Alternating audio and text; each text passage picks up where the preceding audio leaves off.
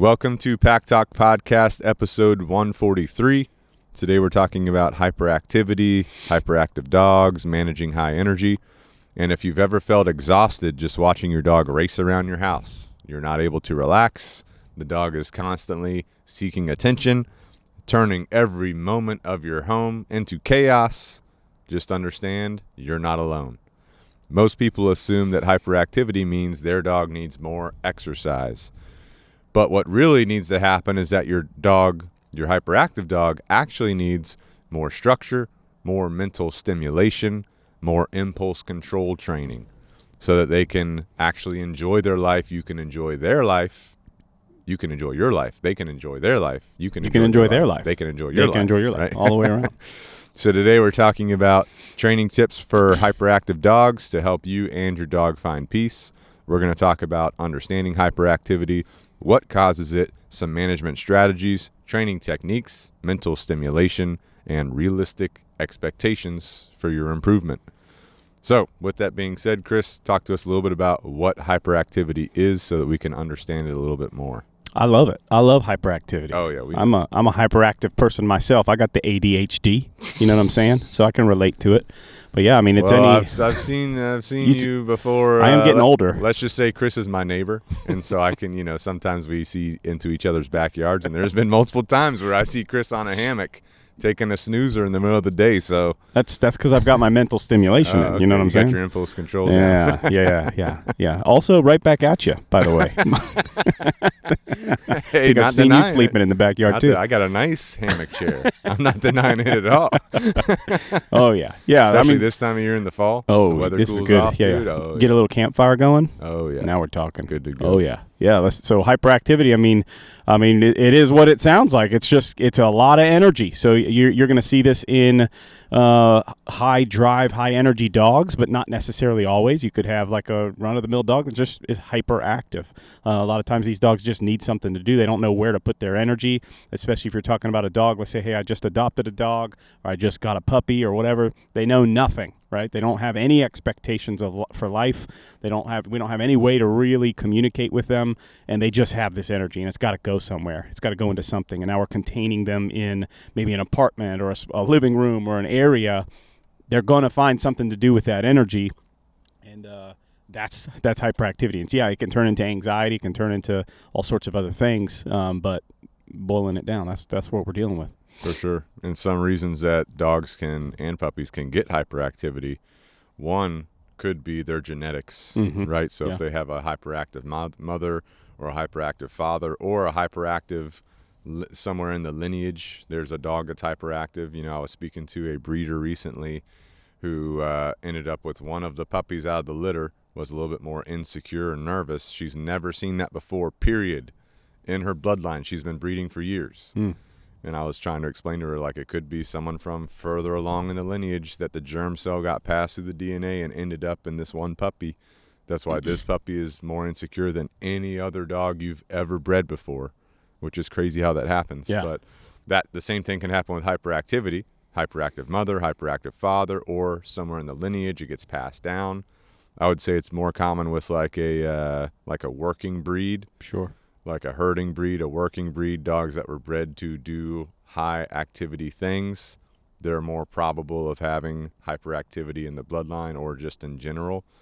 Also could be how they learn from their mother or father or whatever they're around when they're younger. Like if they're a puppy and the mother is hyperactive, the puppy's observing the mother. Now the puppy becomes hyperactive, Could also be the environment. So the breeder, right? The breeder. If the breeder's a hyperactive person and that hyperactive breeder kind of makes the dogs a little bit hyperactive from the way they're being raised and handled, that can be a factor as well. Anxiety in the dog, anxiety in the breeder or whoever's raising the dogs, that can create hyperactivity.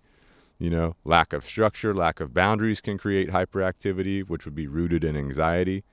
There could be unconscious reinforcement of anxious or hyperactive behaviors, which makes the hyperactive behaviors more likely to occur as time goes on, makes them stronger as time goes on. That's a big factor. Could be diet and nutrition factors that make the dog hyperactive. Could be some kind of underlying medical issue. So there's just a lot of things that could contribute to why the dog is having hyperactivity, right? But with that in mind, we're still going to basically work on it the same way in most cases. Now, of course, if you have diet and nutrition factors going on, you'll want to resolve those and implement what we're going to talk about today. If you have some kind of medical issue going on with your dog, you'll want to resolve that and work on what we're talking about today. If you yourself have a struggle with anxiety or hyperactivity, you'll want to work on what we're talking about with your dog and yourself. Yeah. You see what I'm saying? Because the dog's energy, the energy is traveling up and down the leash from your dog to you and you to your dog. And if you have a hyperactive dog, that could make you hyperactive, right? Because you're dealing with a hyperactive dog, so you're becoming hyperactive. You see what I'm saying? Or I think that's definitely my case. I'm a hyperactive dude. I got a hyperactive dog. Now there's some genetics there. Right. And maybe I created a little bit of hyperactivity. Possible. Which might be okay in some situations, Sure. but you also want to be able to regulate it, right? Yeah. The number one mistake that most dog owners make when it comes to hyperactivity is that they think that more exercise is going to fix the problem. But what actually happens is when you do a bunch of exercise, you're basically creating a canine athlete who just has more endurance, more stamina to be more hyperactive. I got a story for you. What you got? My dog Lola, she's a hound dog, very anxious dog. I was that person, even early on as a dog trainer. I'm like, I'm just going to work the shit out of this dog. She's a hound dog. She's supposed to be out in the woods running all the time. So I got a treadmill. I literally built it up over time in a relatively quick amount of time. Like, we're talking maybe a month. Like, she could literally do a 3-hour session on the treadmill. Like, no joke, like 3 hours. And I mean, I'm talking like at a trot or even a run sometimes, 3 hour straight session. And I mean, she'd be, she'd be smoked, right? But like, I mean, the recovery was almost like 30, 45 minutes. She'd be recovered and almost like she didn't do anything. Right. You know what I'm saying? Right. And then that recovery started to get shorter and shorter and shorter. And that's essentially what I was doing. I was building her into an athlete. I'm not doing the mental side of the equation. It's just pure. I'm going to physically exhaust this dog, and she's just building stamina, she's getting in more shape. So now when she is having a bout of anxiety, it lasts longer. It's more intense. It's harder to deal with. So I can definitely relate to that for sure. I did the same thing with Bane when he was younger. I remember getting to the point where I was like, walks are not helping. Yeah. Walks are making him like be more active. Yeah. And then I had to figure out the mental exercise part, which we'll talk about. The other thing I see a lot of dog owners make mistakes on when it comes to hyperactivity is they inadvertently reward the hyperactive behavior. They don't know they're doing it. They're doing it subconsciously, but whatever they're doing as a response to the dog's hyperactivity is actually reinforcing the hyperactivity to make it, again, more likely to occur in the future, right? Yeah. So we all have done that, right? If your hyperactive dog is just going crazy and you decide to go give your dog some form of attention, now you're reinforcing the hyperactive Sometimes behavior. it's even, like I see it a lot in consultations and stuff, the dog's just pacing all over and it's making the owner anxious. So they just grab the dog. Hey, settle, Right. sit. Exactly. Or just holding on to that dog. Exactly. And you can see it. Right. It's not containing it at all. It's inside, like the hyperactivity is not going away. Right. And it's just reinforcing that. Exactly. So let's talk first about some structure and management. Why is structure important for hyperactive dogs? Chris, give us some of your top points on that. So, I mean, the biggest thing is, again, we're talking about hyperactivity. We're talking about energy, right? Like excess energy that's got to go somewhere. Structure is an alternative to the dog's pacing around, chewing my baseboards, getting into the trash, looking for things to do. Structure is what's going to give the outlet, a healthy outlet for that energy, right? So, hey, if you got all this energy, now put it into something like this, and that might be a stationary behavior like a downstay or a place command. That might be, we're going to play some tug or something like that. Like, hey, obviously the dog wants to chew on something. We'll give them a proper, healthy outlet for chewing, but you can't get stuck doing that all the time. At the end of the day, you've got to have some type of stationary behavior like a downstay or some obedience or something like that. That's structure. That's one aspect of the structure, right? And then you have like your schedule, which would be a piece of that structure as well. So like if the dog has things they can count on, right? Hey, we got to walk around the same time every morning. We got feeding time. We've got potty breaks. We've got different things that we're doing throughout the day that's going to be consistent. That's part of your structure. The dog can learn to rely on those almost like subconsciously, right? And so like that's going to help deal, especially when you're talking about hyperactivity as a result of anxiety, right? So like anxiety is like, who knows what's coming next, and we're freaking out about what to do with all this energy. But it's like if you have this routine built in, it will help subside some of that anxiety, which is also going to help that hyperactivity. Right, exactly. One of the things that can help with getting structure started with your dog is crate training, because this basically will help manage your dog, right? Because instead of like pacing around the house, chewing things, picking up things, your dog now has to be in the crate, which we want the crate to be a calm zone. So we have a video on YouTube about crate training, how to do it. You can go to our YouTube channel. We'll also put it in the description below. But basically, we want to use the crate for a couple of things to help us implement structure. One is going to be feeding. We recommend feeding in the crate and water in the crate with the feeding, because this is going to start building a routine for your dog, right? That they go to the crate, they get their food, so it starts to create a positive association. If the dog doesn't have one to the crate, that's going to start a positive association. The other thing we do with the crate that we prefer is after you exercise, put them in the crate, at least until you get a downstay or a place command done. Put them in the crate and have it be rest time, right? So instead of coming home from a walk and the dog pacing around, moving around, we put them in the crate. Now they lay down. Now they rest as they recover from their exercise session. And that helps to create a calm zone in the crate, which helps to prevent hyperactive behaviors, right? Now, what might happen is your dog might associate the crate as a calm zone and be calm in the crate, but as soon as you let them out, they're still hyperactive, right? So we'll talk about some impulse control here in a little bit. But those are the big ticket items for the crate. If you give your dog something to chew on, like a bully stick, you can put them in the crate to do that. Try to make the crate the calm zone. We'll translate that to the rest of your house as time goes on. Well, right? Also on that, you can also create a culture of calmness in your home as well. That can be a factor. That might not apply to everybody, but I think of like myself. I have Rampage, a Dutch Shepherd. Like, he's just a psychopath. You know what I mean? It's like if he's left to his own devices, doesn't matter how much. If he's got mental stimulation, physical stimulation, he will just get into stuff. He's that kind of dog, and so he has a culture of, yes, we use the crate when we need to manage, but it's also like we're not going to do high-level fetch or tug or all these crazy things in the house. It's just in the house, you're calm, you're on place, you're settling down. Outside is where we do all that crazy stuff. You know what I mean? So it's just there's no repetitions of getting hyperactive in the house. Exactly. So like the house would be a calm zone. The crate is a calm zone. Outside is where you can go a little bit wild. If you have a puppy, some things that can be beneficial too. X-Pen, exercise pen, you can use that like in combination with your crate as a calm zone. You can also put this is part of structure, but you can put some rules on the dog. Like, hey, if you're being crazy, if you're pacing, you're going to go back to your crate. You're going to go back to your X-Pen. It's not a punishment, but it's more of like a management, right? If the dog's having trouble regulating their mental state, we're going to give you something to do to be calm. So the dog has to learn, there's a time to be calm. There's a time to be hyperactive, or not hyperactive, but there's a time to be active. There's a time to be calm, right? And the dog has to be comfortable switching between those, right? And comfortable starting to calm down, right? We don't want the dog used to just go, go, go all the time. You see what I'm saying? I think, and people get hung up on that a little bit because they do think, well, I don't want to make a bad association to the crate, and you're not in this case. That's going to be about your energy. I talk to people a lot about this. It's like if your dog's being crazy and you're now pissed off and frustrated, and you get in the crate and you're slamming the door. That's a bad association to the crate. If you just, hey, dog's being crazy, needs to be managed. Hey, go in the crate. Here's a treat. Good boy. Close the crate. We walk away. That's not a punishment. You're just managing the dog. Right. Exactly.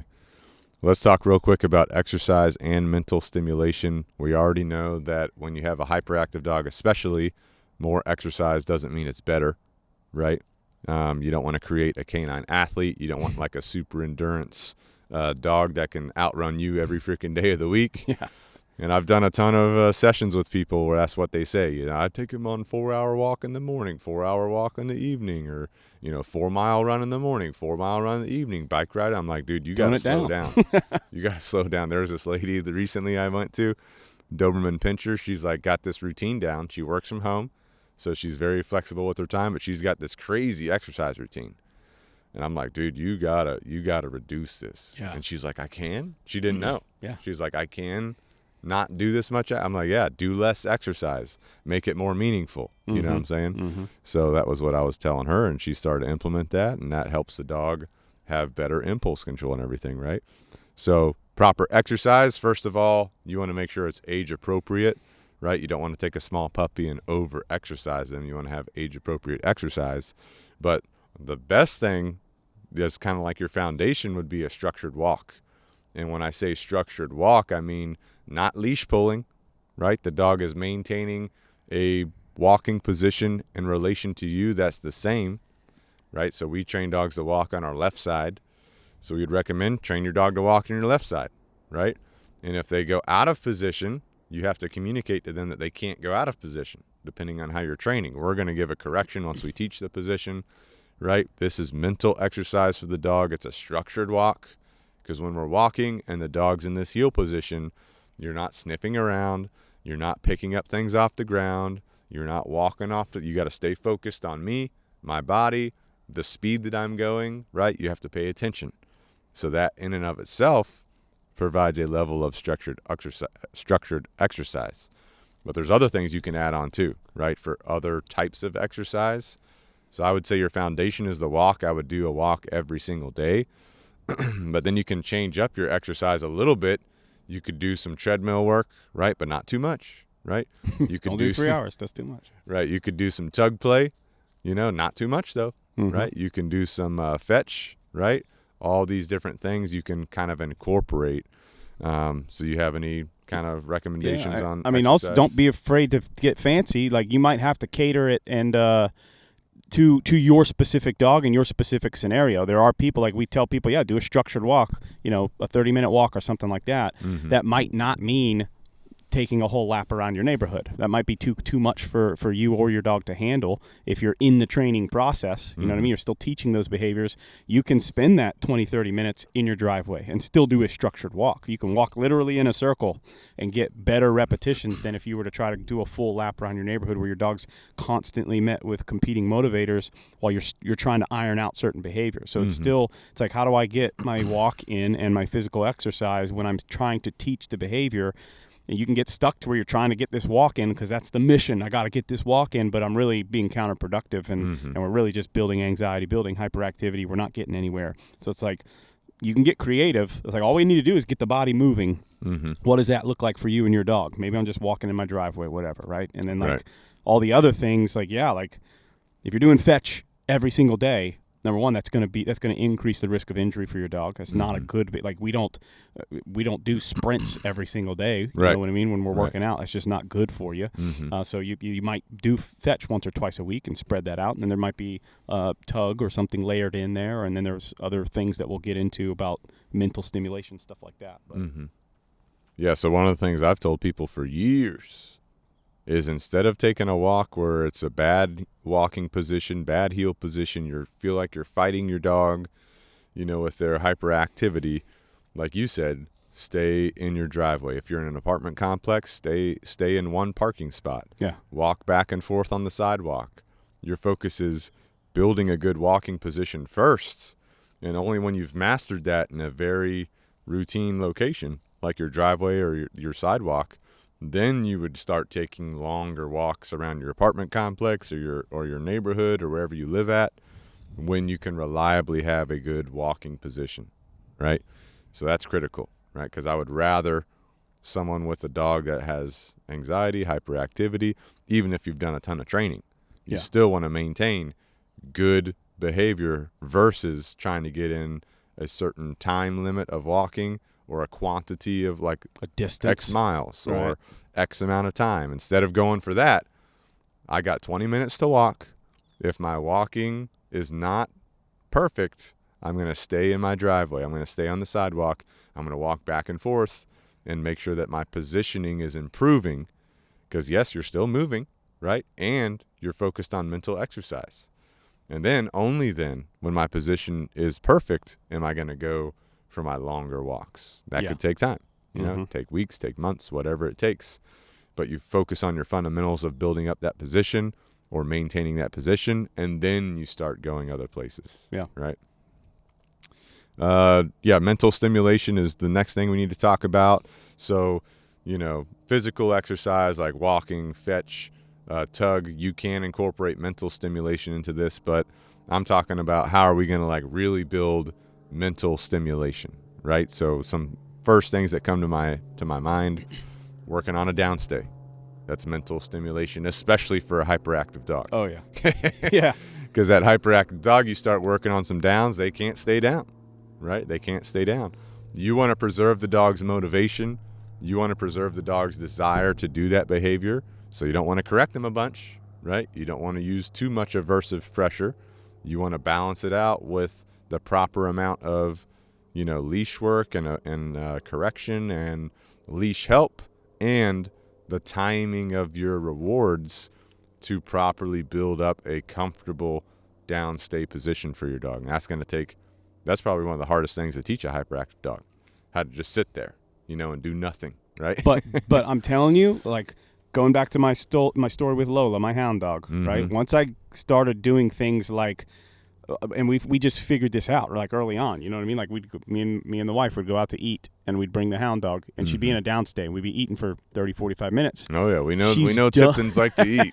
But she would be done for the day. Right. You know what I mean? Like exactly. that 30-minute downstay did way more work than a 3-hour treadmill session. And so it's like it is tough with those dogs to build that, but it's like that's going to be more productive of your time to spend some actual time trying to get a good solid dude, just lay there. Like hyperactive people need that sometimes. Hey, dude, just chill. Just your mind's going all over the place. Just sit down for a second, take a breath, relax, right? Teaching your dog to do that is very valuable. Exactly. And when you actually get that done, that downstay, when you complete that, you see your dog's hyperactivity take a real change, right? When you're able to complete that downstay and they can just lay there, right?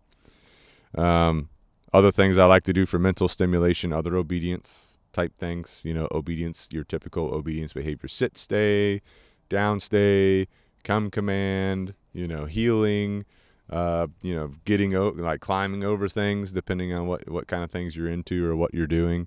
You can do like brain games. We've done a couple videos on YouTube about brain games like touch pads or finding, we've done some work where it's like, hey, we got a piece of food out somewhere. Your dog has to go find that. You could do that inside. You could do it outside, right? So all these are great things to be doing. If you like things like agility, getting involved with an agility club could be beneficial, right? Because now you're giving your dog more mental stimulation things to do, right? So however you and your dog like doing things, it's basically mental stimulation is kind of just outside of your norm. So if your normal walking route is on a nature trail, go to a Lowe's, go to a Home Depot, walk inside there. I remember with Bane, that's what I would do. If I walk through the neighborhood, no impact to energy levels. I take him to Lowe's, he's smoked. Yeah. He's smoked after just 15 minutes in the store. It's a lot more to process. Because all the things that are going on around you, and I'm working on obedience at the same time. So now there's like double, plus we're walking through the store, so now you're working physically too. So it's like all components, right? Affecting the if you think of like anybody who's ever worked a job or whatever, like let's say you don't have an active job, it's like an office job, back in my detective days. Oh yeah. There were days I did no physical activity whatsoever. I just plopped down on my desk chair, but it's like I've got to get these reports done. I'm thinking through things. I'm trying to do calculations on all the calculations. Well, you got to do some calculations. I got a calculator. How many donuts you got? How many donuts you got to get? How many? Yeah, per week. Yeah, but by the end of the day, you're like exhausted. You know what I mean? You're just mentally smoked, and you did no physical work. Like to me, that's mental. That's what we're trying to replicate with the dogs a little bit. I feel like that when I'm driving sometimes. If I have a day where I'm driving a lot, going to Myrtle Beach, got to hit up the what is it? Johnny D's. Johnny D's. Oh yeah. Got to hit up the Johnny D's. Yeah, and then you're smoked, you're right? Done. After driving. There might be a food component there too, but yeah. A little carb load. All right, so let's talk about training techniques to focus on for impulse control. We've already talked about a little bit. First thing you want to do is teach your dog how to look at you. This is called engagement. We've talked about before. We call it engagement, eye contact, focus building, relationship building. Those are the terms that we're using when we're talking about how to teach your dog to look at you. And why is this important for a hyperactive dog? Because a hyperactive dog is used to looking around, can't focus on anything. So if your first thing that I ask you to start doing for me is just to look at me and focus at me and give me some attention, that's going to help us get on the right path. You see what I'm saying? And the thing about that is it starts to already calm your dog down because they know what to do. A lot of times a hyperactive dog, they don't know what to do. That's why they're getting hyperactive, or maybe they're anxious. But if you learn to look at me, even if I didn't ask you to, you do it on your own, which is what we want. That's going to really be beneficial for the hyperactive dog to start, right? But you're also building your own value to the dog too, right? So like on the back end, not only does it give your dog the thing to do, but it's increasing your value, so those other things that are previously grabbing their attention are less valuable to them over time. Right. You know what I mean? So it's just helping you move in the right direction on many fronts. For sure. Something else we've already talked about, basically after I do that focus building, that engagement, I will generally focus on heeling next. So that's proper walking position next to me on my left side, right? Some people do it on the right side. It's wherever you want your dog to walk in relation to you, you start teaching them that, right? Once you have that done, then I focus on the downstay and the place command, which are probably the biggest things for impulse control, because that's where your dog is really learning to calm down, settle down, learning how to be bored, right? We say learning how to be bored, but it doesn't mean your dog has to be bored all the time. It's just learning to settle, learning to rest, learning to chill out. Be still. Exactly. And then I can use that in the future. If I notice that you're anxious about something, or I notice that you're hyperactive about something, I can ask you to downstay. That's immediately going to start putting you into a calmer mindset because of the habits that we formed and the conditioning that has taken place, right? The place command is just an automatic downstay on a specific thing. We use pet cot, so if I say place, the dog knows to walk to the pet cot, lay down, stay there, automatically, already putting them into a calmer mindset. So you know how earlier we talked about using the crate in your house for management? Once I have a place command, I'm using the place. So if I'm eating dinner, I got kids. My kids are crazy, right? Kids are hyperactive. Hyperactive kids. Right, exactly. Yeah. So I can send the dog over to place now. The dog can calm down, even if other things in the house are being a hyperactive thing. Or if you're having some people over, your family over. Your family might be hyperactive, but you can have your dog go to place, calm down, even if there's other hyperactivity going on. Or if you feel like you're anxious yourself, maybe you had a long day at work, something going on, creating some anxiety inside of you, put your dog on place, right, while you sort out your anxiety, right? So these are just great ways to implement impulse control techniques, starting with the engagement looking at you, then the healing position, then the downstay and the place position. Those are your big three hitters right there. Anything else impulse control-wise you like? I would add, so those are like downstays crucial, like you said. Right. I would also add your recall. Don't forget to be building that recall, because that's kind of like, especially with like a high drive, hyperactive dog, I look at that as like my safety net for when the downstay may fail. Right. Well, I say it will fail at some point. There may be some competing motivator that your dog's like, screw it, I'm going. We're talking like we've now moved into the real world where we're out and there's things going on. I think I talked about Rampage at the tennis court one time with the tennis balls and stuff. It's like, lost the downstay there, but I could get them back to me with that recall. So always be working on that recall, even though your downstay is kind of your primary line of defense. Exactly. Some games, we've already talked a little bit about some brain games. We've done a bunch of YouTube videos on them before, but kind of your big games that you can incorporate for some like mental work, that would be touch pads, which is basically teaching your dog to walk to something that's away from you, put their front feet on it, and stay in that position, right? So it kind of builds a little bit of impulse control doing that. Also works their brain because they have to walk to a specific item and touch it, right? Then stay there. Some people do it with the palm of their hand, right? They hold their hand out. The dog has to touch it with their nose. That's not a touchpad, but it could be something that kind of gets your dog thinking a different way. Could be the sniffing games I was referring to, where you could have a ball or you could have a piece of food, but you basically restrain your dog. You throw it some distance away from you. You turn your dog around, and then you tell them, hey, go find it, right? And at first you want to do this just with close distance. That way they can be successful, but then you can do it longer distance, and this is a great way to get some mental work in too. And then you could change up your location. So if you were doing this in like a freshly cut lawn, and then you go to a park and there's some like weeds and some tall grass, then you can do it in that. It makes it a little bit more challenging, you know? Mm-hmm. So and you can, like, you roll it, like we were talking about, well, I want to play fetch with my dog. Like, you can minimize the risk of injury. You're not just sitting there launching this ball back and forth over and over. It's like one of the new things I'm doing is something like that with Rampage, where I have him in a heel. I make him sit. I make him stay. I launch the ball. He's got to sit there and watch that thing that he wants to chase. He's got to watch it go into the tall grass. He's looking at it. It disappears. Right? Now you send him, and he has to go find it. I mean, he has to use his senses. He can't see it anymore. He's got to find it with his nose. He's got to track for it and all that kind of stuff and find it. That takes longer than throwing the ball, bring it back, throwing the ball, bring it back. So it's like, and he's engaging a lot more. It's doing way more mental stimulation than just if we were throwing the ball blindly. Yeah, and if you're creating like an exercise plan, which we did do a full podcast on exercise for your dog, it's Pack Talk Podcast 121.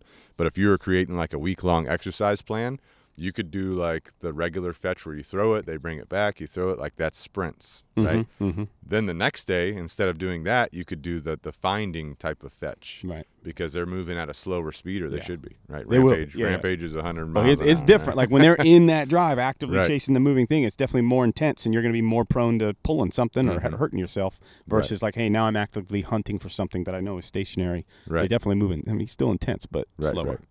And you can do it with tug too. Like if you're playing tug, you can restrain your dog. You can throw the tug to where they can't see it. Now they have to go find the tug. Mm-hmm. When they find it, they bring it back. Then you start playing again. And, you know, these things don't just happen on their own. You actually have to teach your dog how to play tug. You have to teach your dog how to bring a ball back to you. Or stay when you throw the ball. That's harder than you think. So we have done some videos and podcasts on how to do that. But, of course, if you need some help with that, just let us know. But, like, one of the rules of play is that if you have a toy item, you have to bring it back to me, like an interactive toy item. There's two types of toy items. There's a toy item that you get to have that you get to chew on, like in your house.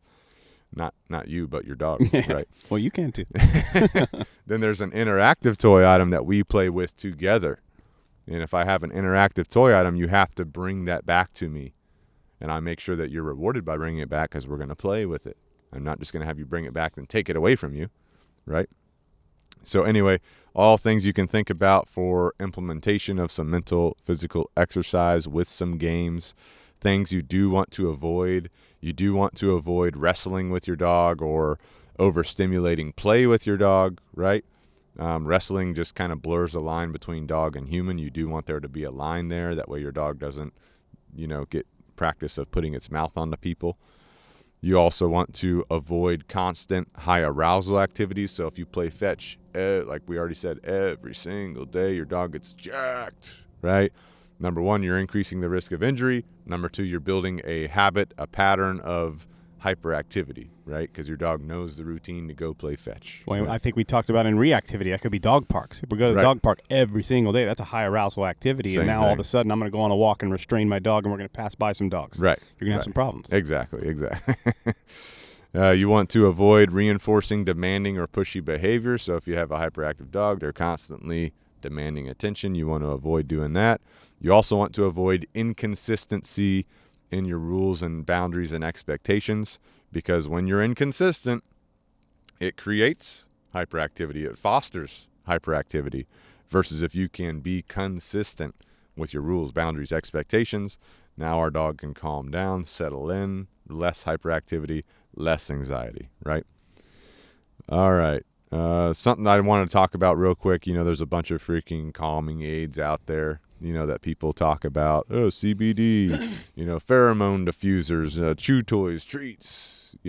What do you think about these things, Chris? Well, I'm not a fan of it, honestly. Like even for people and dogs, I'm not opposed to it necessarily. I have clients that do it and they see success with it.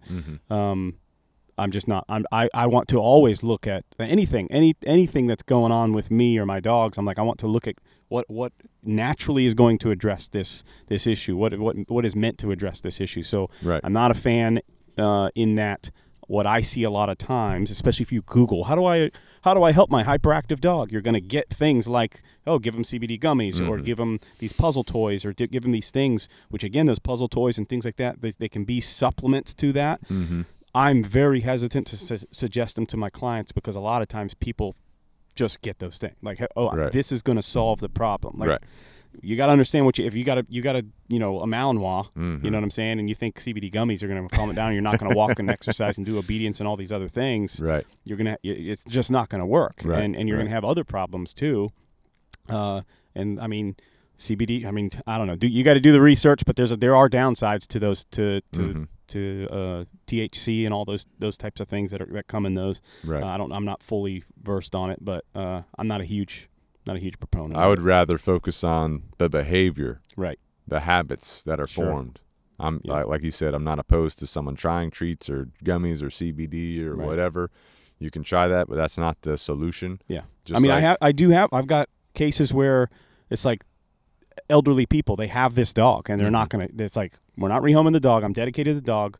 We do what we can, but we just don't, like, it's like they just don't have what it takes to, that's just is what it is. And so, like, now they do what they can and they supplement something like CBD or calming things or whatever, some type of medication or whatever. It's like, that might be the best solution for that case, right? But I'm like, if you're you're healthy, you're active, you're fully capable of exercising and working with your dog, that's what you should be doing. Yeah, exactly. Although some people will try to medicate their dog too. You know, I wouldn't recommend doing that because you're just altering, the dog. You're like chemically trying to alter the dog's mind. And if you run out of medication or you lose medication, the dog's mind is going to be chemically imbalanced and then come back to kind of a baseline. Some dogs, it makes them worse. Oh, yeah. So I would tolerant to it too. It's like anything else. You get tolerant, and then it's like it's not really doing anything. Right. I would just focus on behavior. I would focus on habit through the things we're talking about. And if you decide to try out some CBD or calming chews or whatever, that's try them out. See if it's beneficial at all. But you'll see the most result from being consistent with your structure, implementing calm behavior, right? So far and so forth. You can't supplement relationship. Right. All of those things. When we're talking about mental stimulation, you're doing obedience. That's building a relationship. You're teaching your dogs about yourself, the type of leader you're going to be. When we say sit, you have to do this, right? If you don't do this, we're going to do this. You do this, we're going to do this. We're learning constantly about each other, and that you cannot supplement that. Like medication, gummies, puzzle games. That's not going to replace a relationship with your dog, and that's really what's going to solve any problem that you have with your dog. Right. One thing about the puzzle games is I'll go to someone's house. They'll show me, I got this puzzle game. They show me the puzzle game. The dog's hyperactive doing the puzzle game, but it has them, entertained for 5 minutes. The dog solves the puzzle in 5 minutes. Now it's back to being hyperactive. Yeah, and then you want people to get like 80 puzzle games. Right. I'm like, are you just going to keep throwing out puzzle games all day? It's just like more hyperactivity. Yeah. Honestly, it's just reinforcing the hyperactivity. Yeah. Because the dog's figuring out the puzzle so fast, getting treats for it. Yeah. I had one that was a Malinois, just destroyed. Like, you remember, it's it's a puppy one. Right. It's a ball with the little tip. We've used them before, and it dispenses the food. They just ripped it open, got all the food. I'm like, oh, solved the puzzle. Smart dog. All right. Some diet considerations. Just remember that quality nutrition matters because some dogs are sensitive to certain ingredients. Right? Some dogs are sensitive to highly processed foods, which kipple's a highly processed food, just saying, right? Yeah. So, look at your nutrition, look at the food, maybe switch out the food, maybe consult with a nutritionist, figure out, the best diet that's going to help your dog be the best they can be and help your training tips, right? Your training techniques. It's not you fix the diet and it fixes the hyperactivity. That's just one component. Yeah. The main piece is your training, right? Realistic expectations. So everyone asks, what is my timeline here? What is my timeline for improvement? First of all, this is going to be dog dependent. Second of all, I'll throw out some general timelines, but you have to understand this is very dog dependent. And I'm not saying owner dependent. And owner dependent. I'm not saying that this is your timeline, right? So for your initial change, I'd say you're looking somewhere around 6 weeks long, right? 6 weeks. Maybe you're getting some initial change depending on how consistent you are, right? If you're looking for significant improvements, that's going to be probably 8+ weeks, 8+ weeks long for more significant improvements. And for like full calmness, like overall, it's going to take multiple months for most dogs. But again, I get a dog into training sometimes 4 weeks, that dog's calm. Yeah. Right? Yeah. It's weird. crazy. Like, it's weird. Some owners are weirded out. They're like, Are they on drugs? Like, no, they're just calm. Like, they have somewhere to put their energy. They're right, relaxed. they learned, right? But that's why I say it's dog dependent, right? Right. Because there could be some dogs where 4 weeks is barely anything. Yeah. Other dogs, 4 weeks is they're calm, they're chilling, no factor. I mean, Rampage is 2 years old, and it's like we're still working on things. It's like I have good, like he's fine in the house. Like we're happy with where we're at, but Right. it's like by no means would I say he's always calm. Right. Like he's Right. still a hyperactive dog, high drive dog. So it's like there's also that piece of the equation where it's like you need to know what you have. Mhm. You know, don't get involved in more than you can handle. You know what I Right. mean? Some dogs are just bred. Like I think of these cattle dogs, dude. Oh, dude, yeah. those you can see it in their eyes. Oh, yeah. You know what I mean? They're like workers, and you see them working in the prairies and stuff, sprinting full speed and Right. herding cattle and stuff. And then it's like, all right, we're gonna get that dog and put it in an apartment, right? Mhm. It's like you got to also understand what you're getting into, because some dogs are just like you can do all these things, you're still gonna be working that dog. You got an active dog, you better be an active person. Right. And I'm not saying you can't have a active dog breed in an apartment. That's for sure, definitely for possible. Sure. Oh yeah. But you have to be more cognizant Yeah. of what you're doing, right? All right. So that's kind of your general timeline. For me, success looks like my dog knows how to calm down themselves, right? My dog's making good decisions to calm down.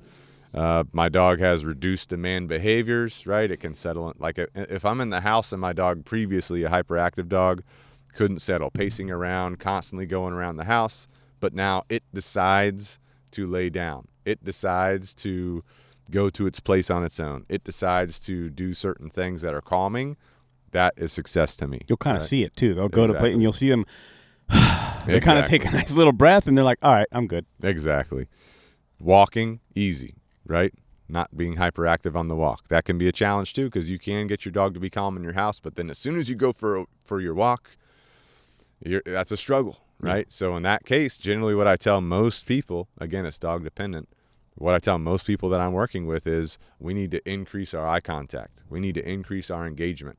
We need to look at ourselves. Are we fostering anxiety or hyperactivity with our actions, right? You seen those videos where they're kind of funny. What? Like dogs will be chilling and they'll, hey, you want to go for a walk? And the dogs are, It's like we're already amping them up. Right, you know what I'm right. saying? We're It's like, training. which is fine if you can get control, but that's just one of the things makes you think about. Training It's like hyperactivity. if you already got a crazy dog and you've just jacked them up before we've left the door. Right. There you go. Right, exactly.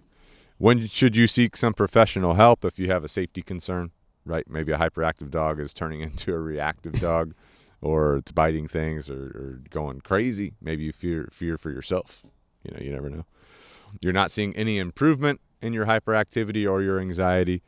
If you have severe anxiety or compulsive behaviors causing a lot of damage, right? Could be a safety concern of your own dog. Maybe they're eating things. I had this one lady call me.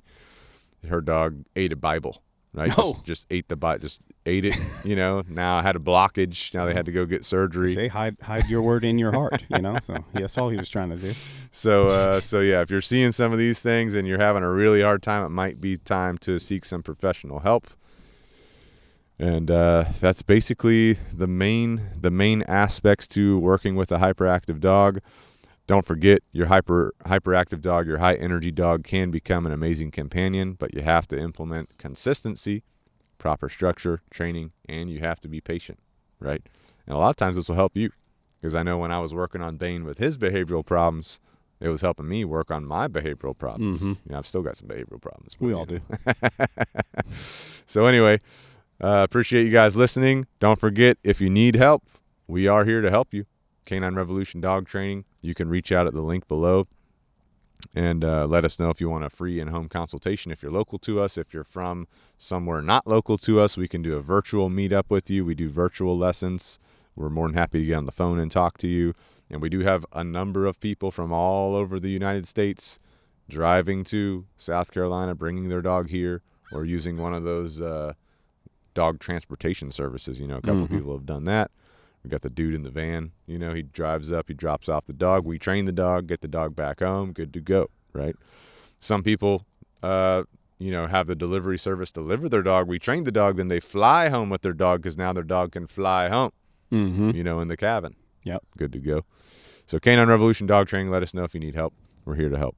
Canine Revolution Apparel, if you want to get a Canine Revolution logo hoodie, or if you want a good to go beanie, if you're watching, I've got both on today.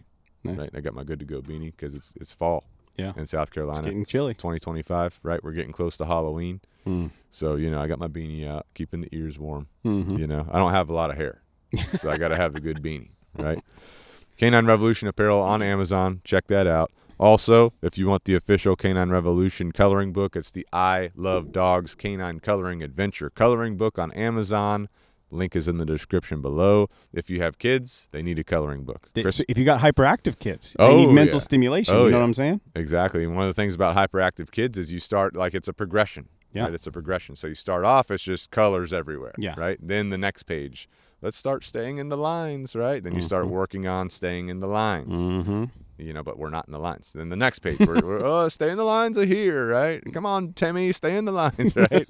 And so you just slowly get to where they can stay in the lines. That's helping with that impulse control. Yeah. Right? It's also a management strategy. Exactly. Hey, go color. I need a second. It's like the puzzle games for dogs. Right. It only helps you for a little bit. Right.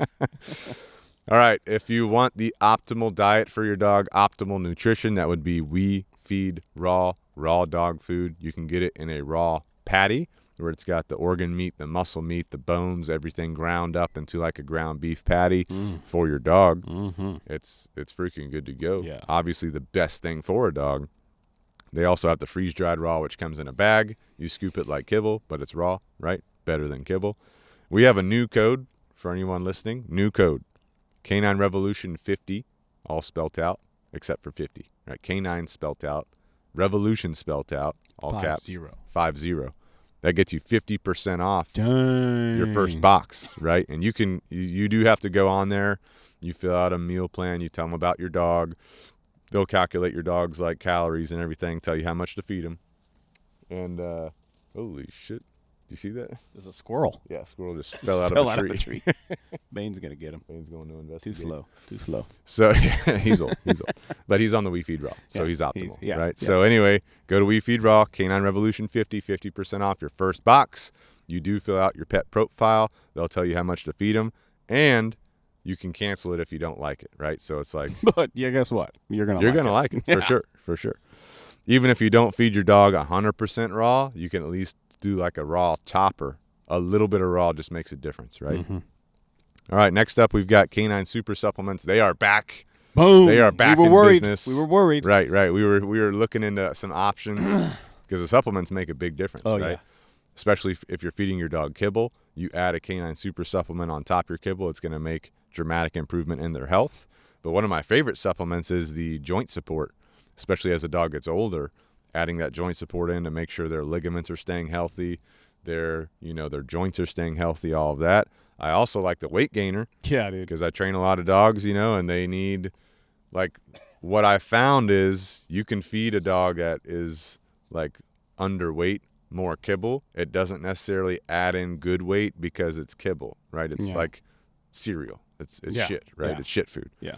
But you add in a Canine Super Supplement weight gainer, that's basically legit calories. Yeah, it's like a powdered raw meal, right? You put it on their kibble, they eat that. Now you're seeing significant good lean mass weight gain. Maybe they won't eat their food. You're having issues there. You can put it in the water. Put it in the water. Dude. They're going to drink water. So it's like a protein shake for dogs, but better. It's like a mass gainer for dogs, Mm-hmm. I also like the multivitamin. If I ever feel like my dog is getting a little sick or how different times of the year dogs will start sniffling or coughing, add that into the food. The multivitamin really helps with immunity. I had a dog shooting snot rockets out. You know what I mean? Give him some multivitamin.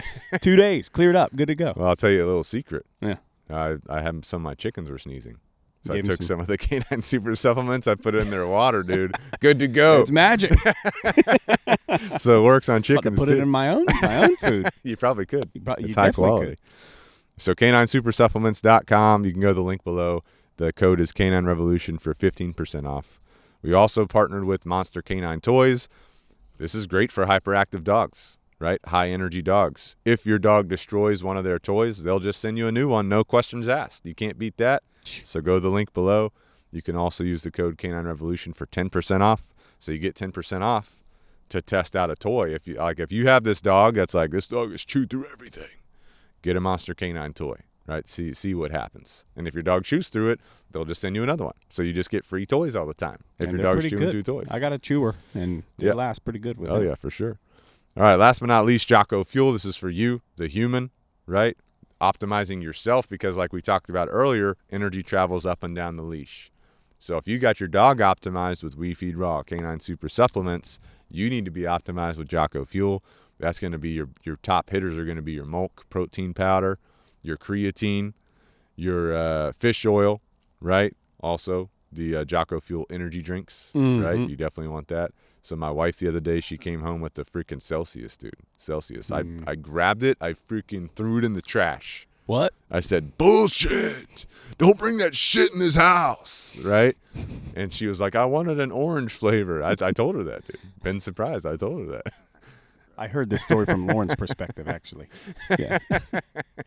So anyway, she's like, I wanted an orange flavor. So I just immediately went on the JockoFuel.com, ordered her an orange Jocko Go energy drink. Now she's got those. Right? I said, don't bring your freaking Celsius in this house again. You see what I'm saying? Yeah. I mean, it's not the worst thing in the world, but it's also, good Jocko substance. Hydrate. They got the Hydrate, which is your electrolyte drink. Good. Little secret on these. I got one right here. Little secret on these. If you're in a fat loss phase like me, I'm losing weight right now, cutting fat. You get hungry. Yeah. You know a good way to curb hunger?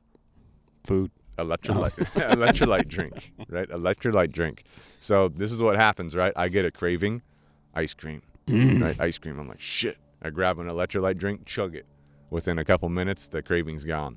So that's the secret, It's right? the sugar. It hits the sweetness. Yeah, and the Tricks your mind. electrolytes, they kind of just, dull your senses, right? So you can get through your fat loss phase. There you go. Now, I will be back in a muscle gain phase for the holidays. Oh, you have to. I'm looking You forward got to to time that. that right. You got Thanksgiving, you got Christmas. Exactly. You're going to be eating. Exactly. All right, so check all those out. Links are all in the description below. Don't forget, please leave us a review on your favorite podcast platform. Makes a big difference, right? Leave a star review. Leave a couple words if you can. Leave one word, right? Hyperactive. Hyper. Donuts. Whatever you want to say. What? Right?